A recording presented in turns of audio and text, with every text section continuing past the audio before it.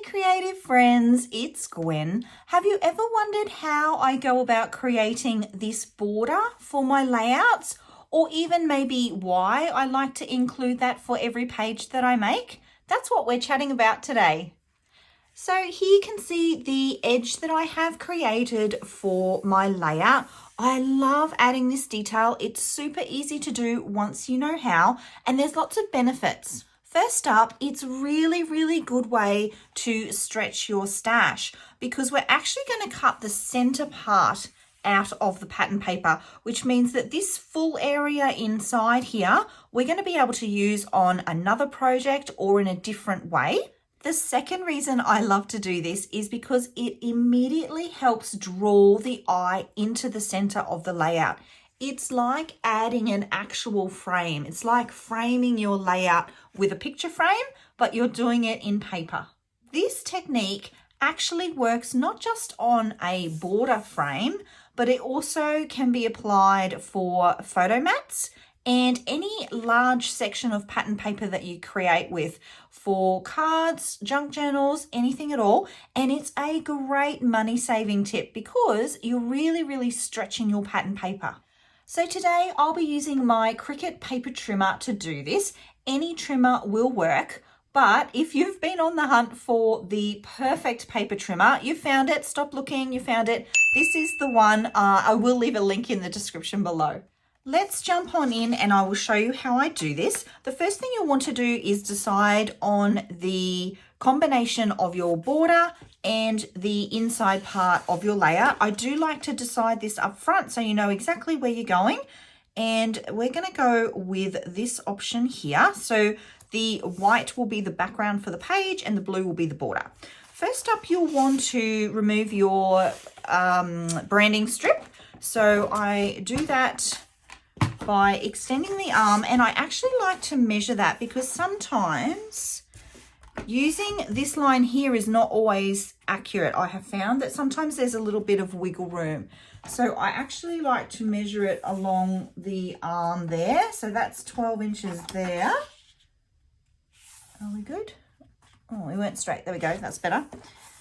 And you always want to be cutting towards the edge that you've pushed the paper up to. So I'm pushing the paper this way, so I want to trim this way. If I position the paper down this edge, I would go down this way. And that's a little bit short. Oh, let me just trim. I'm going to trim a very small amount off there because it is a bit short. That's okay. There we go. All right, so that's that part done.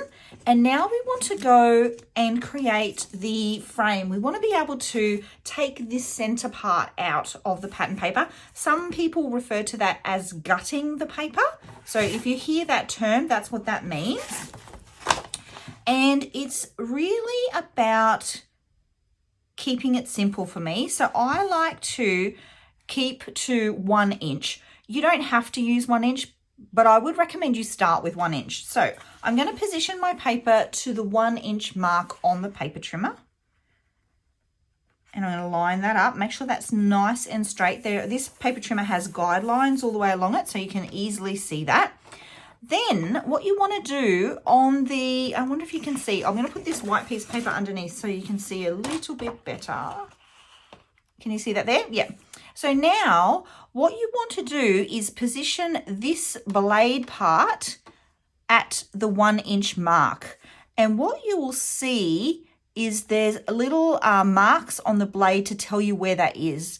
So I'm just lining up this little mark here to the 1 inch mark. What I'm going to do in a moment when I've removed this white paper is I'm going to trim all the way down to the 11 inch mark, because I'm going in 1 inch and in from this edge 1 inch, which is why I think 1 inch is just really simple math.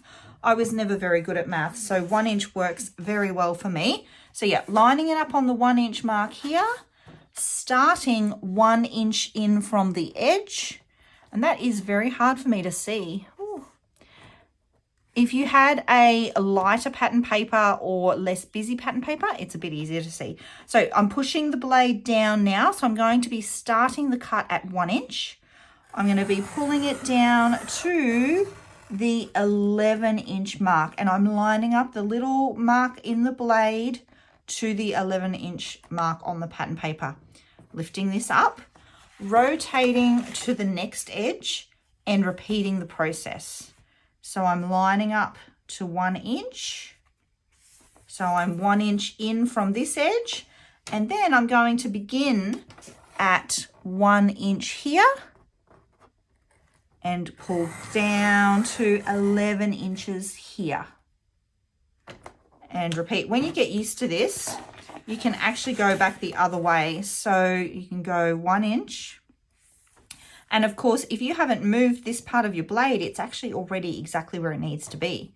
So then you can go up this way to the 1 inch mark. And then one more time. In and down to 11 inches. Now you do have some wiggle room as well, so it doesn't need to be like 100% perfect when you're doing it this way. And if you are out, see this one's out just a smidgy, I'm just going to cut that with my scissors.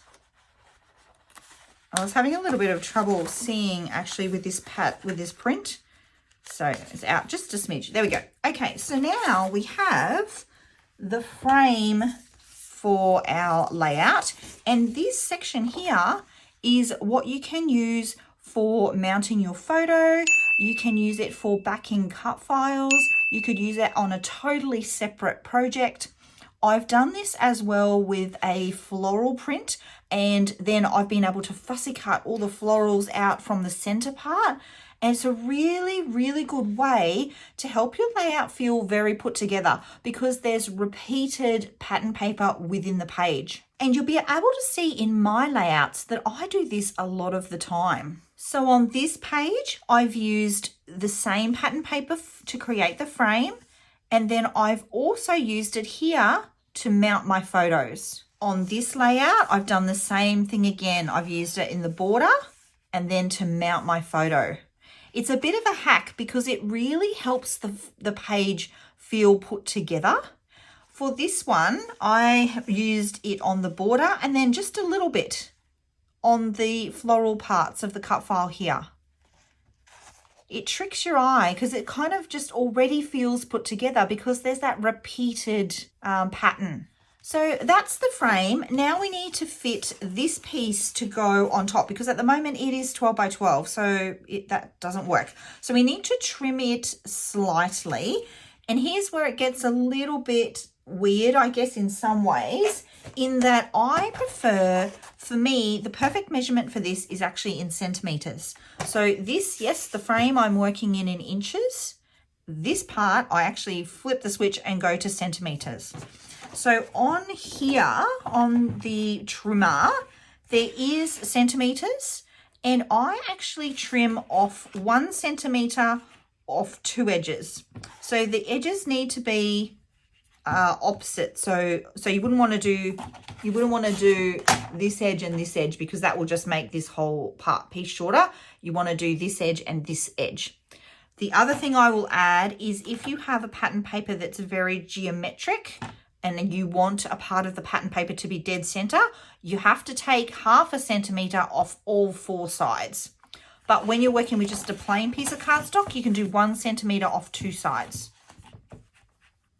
Okay, so there's my 1 centimeter mark. Again, I'm lining up with the bottom of the trimmer. So I'm actually going to pull the blade towards me, towards the edge that I'm pushed up against. That just helps you get a really clean cut and keeps everything locked in place really nicely. Okay, and then I rotated it to the opposite edge and then down. And now we have what I think is the perfect width. So there you go.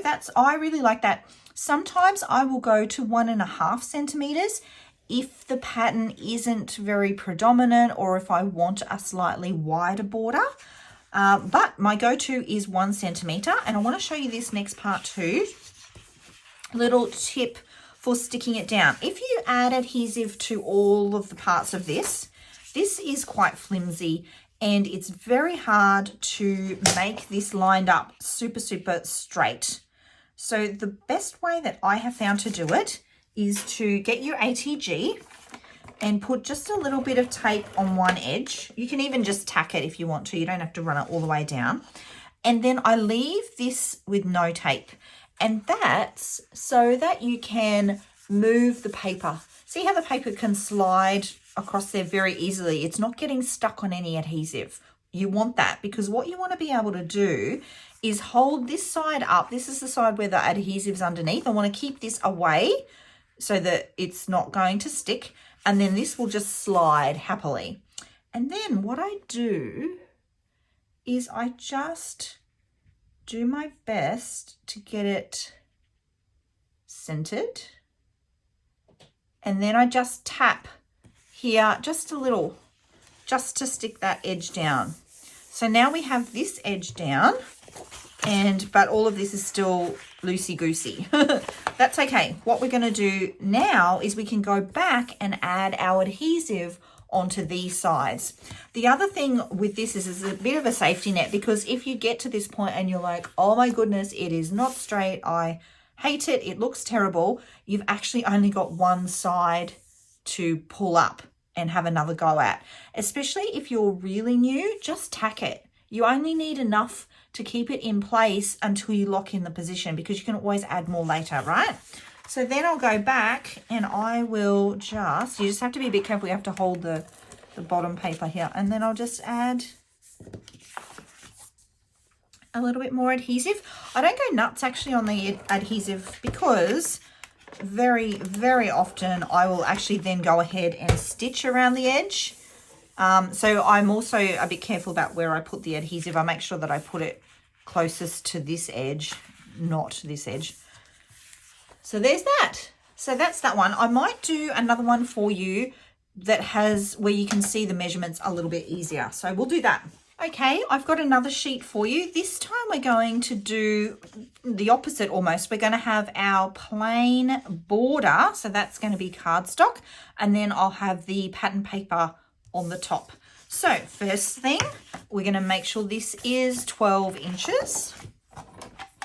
So extend this part. Let's pop it to 12 inches. I have found that the basil is actually one of those ones that hasn't been quite right. See, look at that. If you had cut, I don't know whether you can see that. If you had cut where the edge of the basil was, it would be too long. It would be like 12¼ inches. So I'm measuring from here, 12 inches. So at least you know you're starting with 12 inches. That's important because if you're out, then when you go to measure your 1 inch in and 1 inch down, you're going to be out. So it's worth double checking. Okay, so starting at the top. So we're going in here 1 inch, and then on here we're looking at the 1 inch mark to know where to start, and we're lining that up with the little mark on the paper trimmer. That's one of the reasons I really love this paper trimmer. That mark is very easy to see, and then you know exactly where your cutting blade is going to be. So there's that. So you flip this up, and I'm very careful not to touch that blade because now pushing up again, lining into 1 inch, just making sure we're straight here. You can poke this down and it's already at the 11 inch mark. I don't have to go remeasuring anything. Yeah, it's already there. And then push. And you can actually get used to it. You can actually feel when it reaches that point after a while. Okay, so turn again. 1 inch. This is the 1 inch mark, and we're starting at the 1 inch mark here. Oh, it's hard for me to see without getting in the frame. We go down to 11 inches. So the reason we're stopping at 11 inches down here is because that is 1 inch up from the bottom edge. So 12 minus 1, 11. It's my kind of math. And then lucky last, we're starting at 11 inches and we're going up to the corner. And there's only one, there was one that I missed. That was the one that I found a bit tricky to see. So let me trim that. You do have a little bit of grace with the border because the pattern paper that you choose for your background is going to go over this edge. Oh. we go. Okay, and then we will trim. So because this is pattern paper, we'll have to trim the branding strip off first. So we'll have to get to that 12-inch mark again. So 12 inches. And now we can go to make it slightly smaller. Now this is a bit of a print that it's not geometric in that this is not the same as this, but I kind of want to keep it centered because this has sort of got half of a circle and so has this. So I don't want this edge to have no circle and then this edge to have some circle. So I'm going to trim off for this one. I think I might go, I feel like I want a little bit deeper edge this time. My go-to is 1 centimeter, but I think for this one, we are going to go to 1/4 of an inch off all 4 sides for this one, because I want it to be slightly bigger, and it will be slightly bigger. You do need to find what works for you and make sure that you just test it out a little bit. You'll find that there's a sweet spot. As I said, often it is for me 1 centimeter, but sometimes I want it a little bit wider. Sometimes I want it a little bit skinnier. So it all depends. So this was 1/4 of an inch. Let me move this. So this was 1/4 of an inch, and you can see it is slightly bigger. There's not much in it.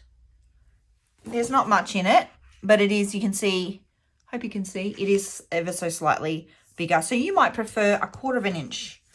Let's stick it down. So I'm going to add I'm going to do it this way. This is how I would do it if you're new to this whole process. So 3 little bits of adhesive. Here we go. I can move and wiggle this around as I please. Is it straight? Oh no, not quite. Is it centered? I feel like that's pretty good. You've got a lot of control over the paper here. And then I just kind of walk my hand over to this side and get it to attach to some of the adhesive. And now this edge is done. I can go back and add in the little bit extra, just to get it glued down, knowing too that I am going to go back in a minute and stitch that border. There we go. So that's the 2 frames there. Okay, so now that you know how to create this beautiful framed edge, you'll need some fussy cut florals perhaps to coordinate. Before you get into that, you might want to check this video out here where I share my tips and tricks for fussy cutting and how to get amazing results every time. Thanks for spending your creative time with me, and I'll see you all in the next video. Until then, bye.